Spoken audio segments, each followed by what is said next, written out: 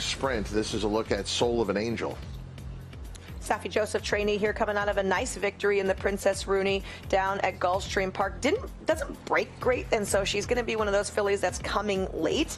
And overall, Christina, I felt like for a sprint race, there wasn't like a super fast horse, right? Like no one opens up 2 or 3 on the field every single time. A lot of these fillies are content to kind of just wait, so she could be at maybe a detriment unless someone just decides to go guns a-blazing. Yeah, I would agree with that. There isn't a whole lot of real fast speed. I think Society will want to be involved. Ways and Means, who's your favorite, won't be too far off of it. Soul of an Angel, just looking at her form overall, her one-turn races are very good, and I think if you get lost in some of the 2-turn races, which you see on most of her form this year, she's hitting the board, she's right there. She proves her class by finishing 3rd to Raging Sea and Idiomatic, but when she wins, it's around the one-turn configuration. Getting back to 7 furlongs again here for the Breeders' Cup Filly and Mare Sprint, I think is a very positive fact for her. She finished comfortably in that last race in the Princess Rooney.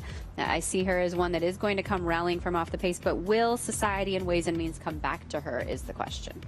And it looks to be a wide open edition of the Breeders' Cup Filly and Mare Sprint. Soul of an Angel about to break off here and have a live work here on Breakfast at the Breeders' Cup. And Safi Joseph Jr., he's had some breakthrough wins in his career, but trying to break through here at the Breeders' Cup over these 2 championship days. I think one thing to remember about the horses coming out of South Florida as well is with the weather, with the hurricanes, there was a lot of interrupted training. We've seen that reflected most notably in the Jose D'Angelo horses. This particular mare, she worked September the 14th. She ran September 21st. The next work that you see for her was October 15th. So that's 3 weeks subsequent to her race, which some people will give horses a little bit more time to recover before you come back on the work tab like that. She had all those route races under her belt, but occasionally you'd see her work a little sooner after a race than that. She has that one. She has the October 21st. This is her opportunity for some finishing touches. But with that stop and start and maybe not even being able to go out and gallop, you do have to consider that in the preparations for all of the horses coming out of South Florida this year. Before she ran the Purcell Ensign, she worked a week out from that, and then she had a break for 3 weeks also in that particular instance.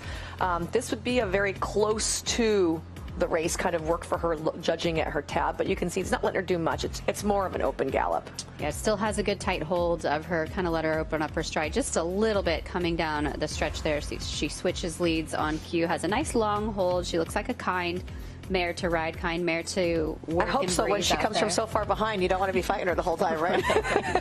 Soul of an Angel finishing up one of her final major preparations leading to the Breeders' Cup Filly and Mare Sprint. That gives